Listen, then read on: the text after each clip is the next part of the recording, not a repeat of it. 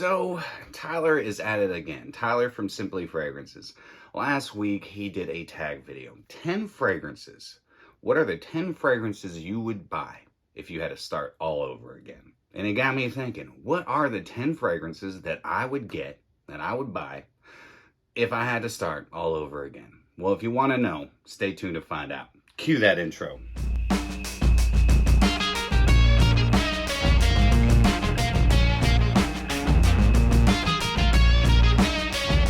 What's going on, my beautiful fragrance family? Hope each and every one of you are doing freaking phenomenal today. My name is Brian and welcome back to My2Scents, the channel all about helping boost your confidence through the art of fragrance and helping you become a lasting scent memory. So Tyler, like I said, is the king of tag videos.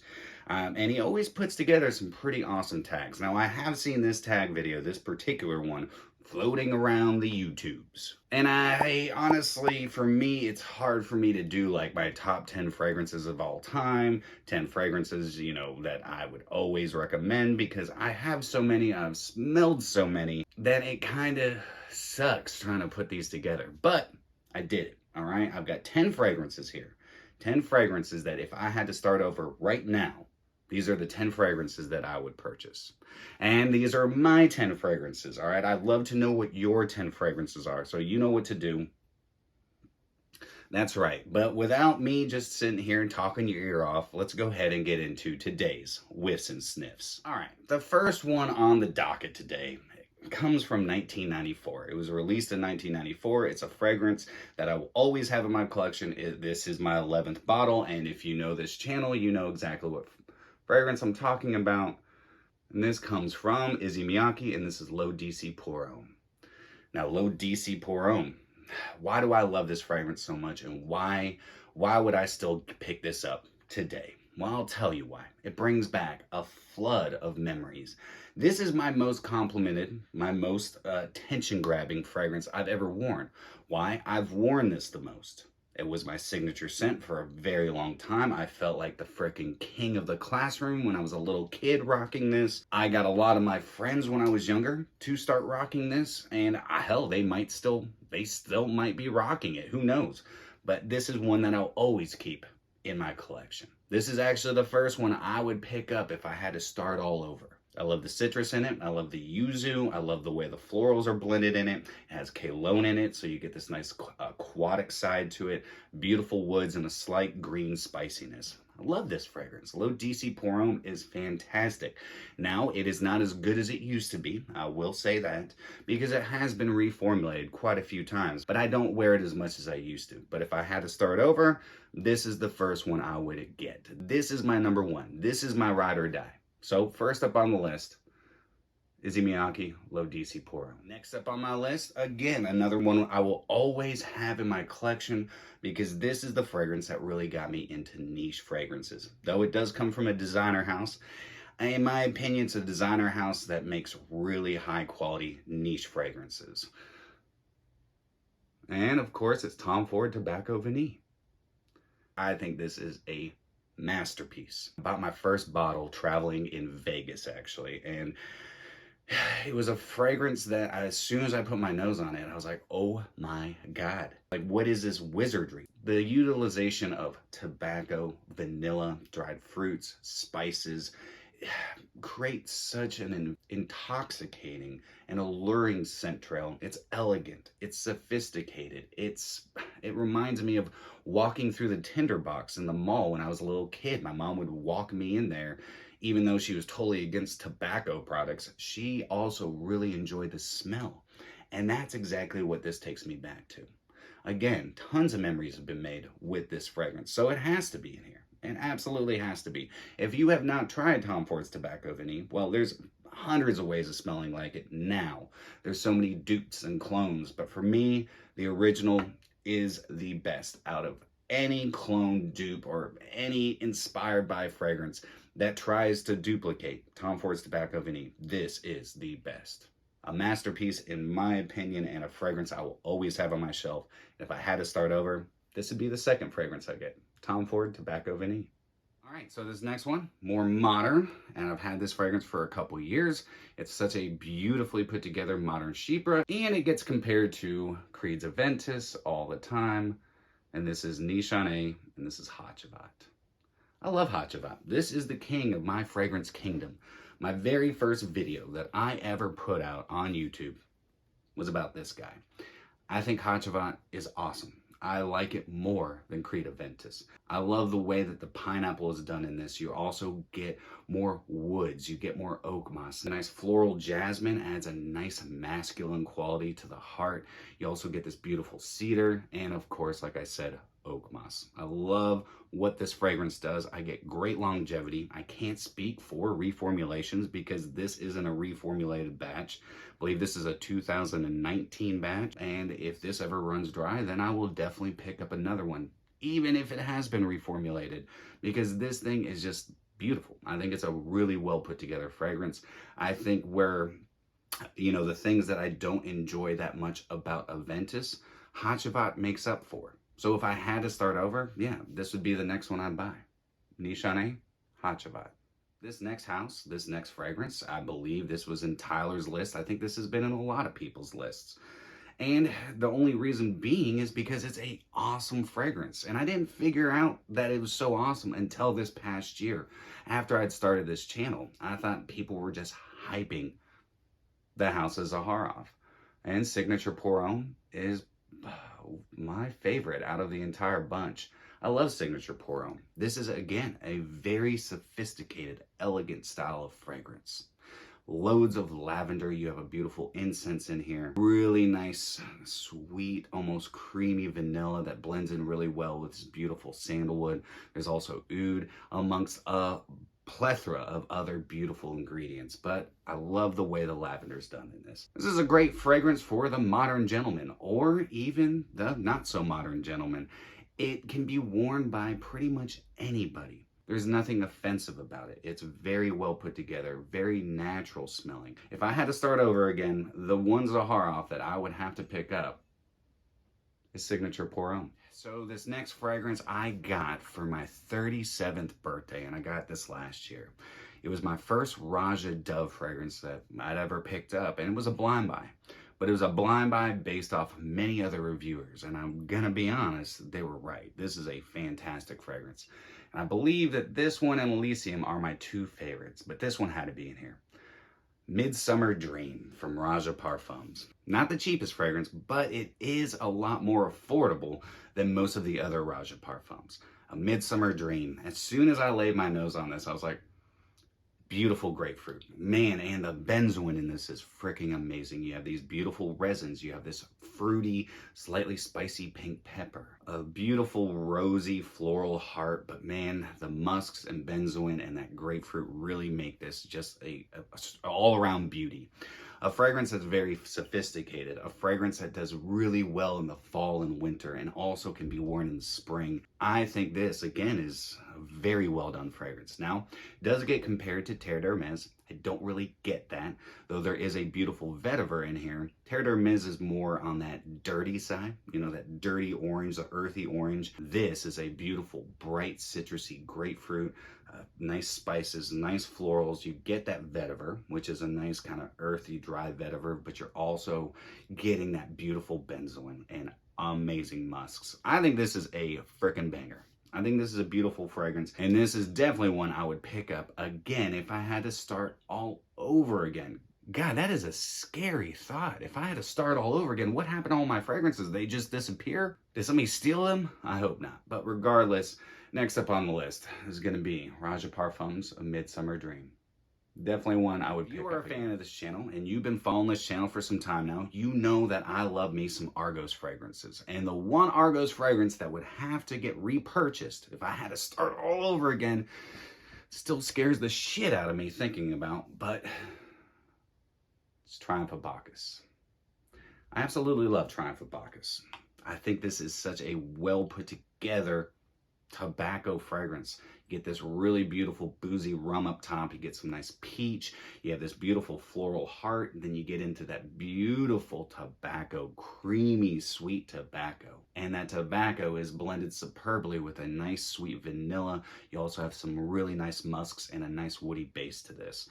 Triumph of Bacchus does get compared to Mancera's red tobacco quite often.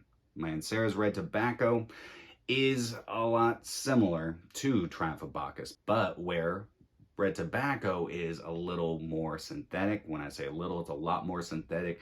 It's not as polished, it's not as round. The opening is a little tough. Triumph of Bacchus is more polished, more rounded, more natural smelling. Just, in my opinion, an overall sexier smelling fragrance. Now, I do have red tobacco and I do enjoy red tobacco, but if I had to pick between red tobacco and Triumph of Bacchus, well, that's a no-brainer. Triumph of Bacchus is the better fragrance, in my opinion.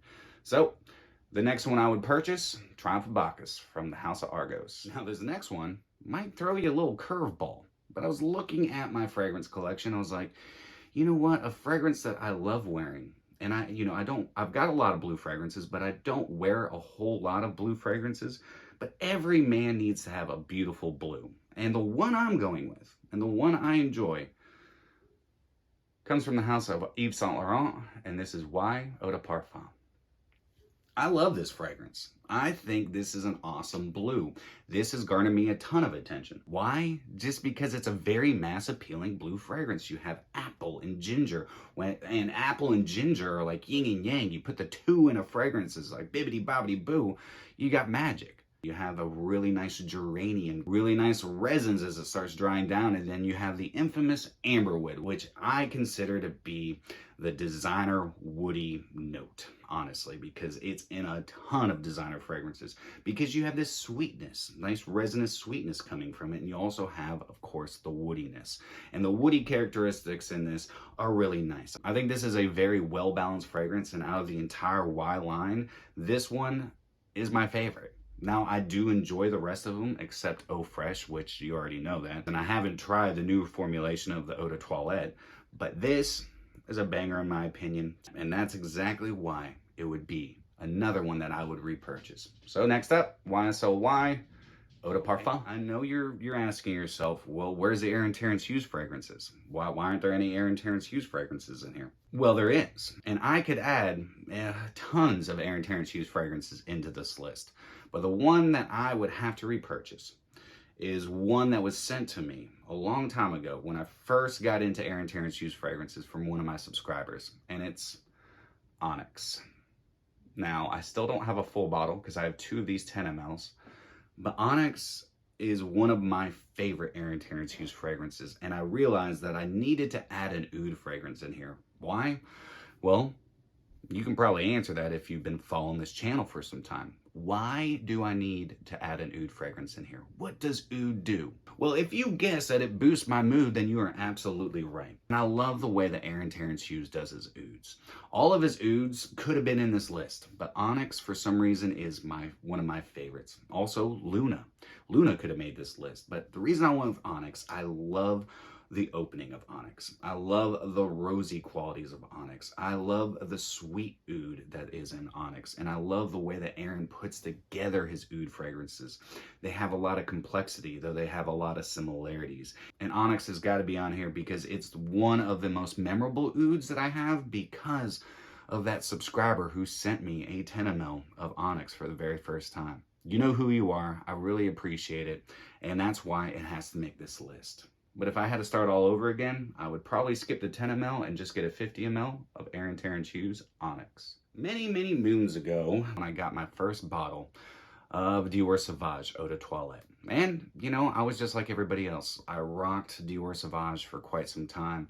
And then I realized everybody smells like me. Or do I smell like everyone else? But Dior Sauvage definitely does hold a place in my heart because Dior Sauvage is a very well put together, mass appealing, attention getting fragrance. Yes, everybody wears it, but in 2021, Dior did something.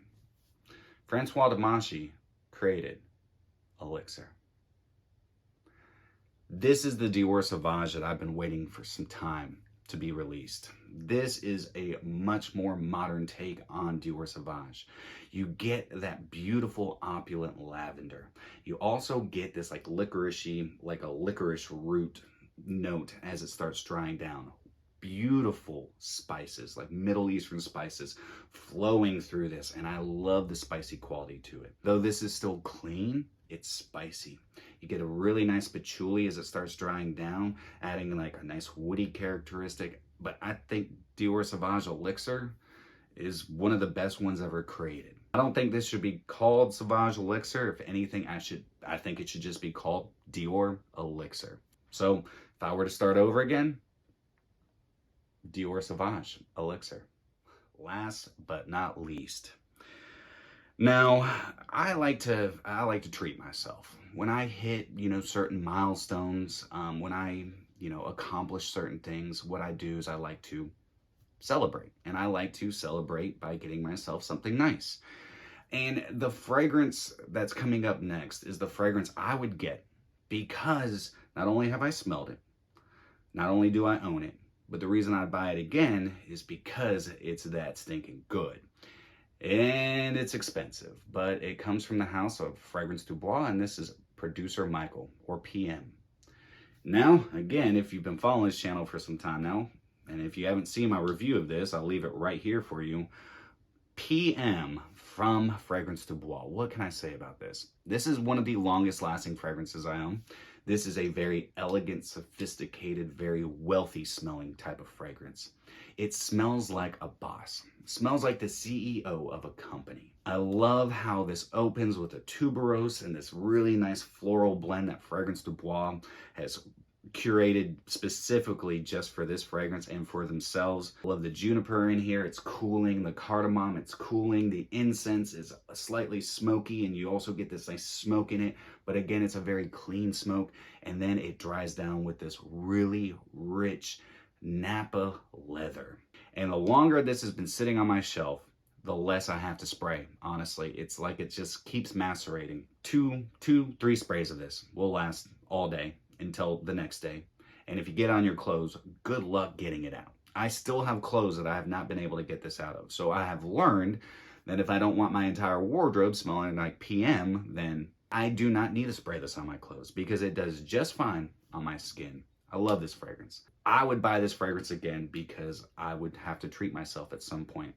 And this is the one that I would treat myself with. Expensive. It's very expensive, but I think it's completely worth the price because sometimes you just have to treat yourself. So last up on my list, the last one that I would pick up again would be Fragrance du Bois, Producer Michael. So this was no easy feat. I've got 600 plus bottles and, my collection is always growing. And it's hard for me to really put, 10 fragrances into a list that I would repurchase again in case all this went away. But these 10 fragrances, I would definitely have to repurchase. And then from these 10 fragrances, I'd repurchase a lot of these. But what are your 10 fragrances? Like I always say, leave me a comment down below. But again, guys, that is it for me. Tyler, thank you so much for always being the king of tags. You are more than welcome to always include me in whatever tag you would like. Don't even have to ask. But that's it for me today, guys. I hope you all have a fantastic rest of your day. If you enjoyed today's content, then do me a favor and like, comment, share, and subscribe. And always remember you're stinking beautiful. And until next time, happy scent trails.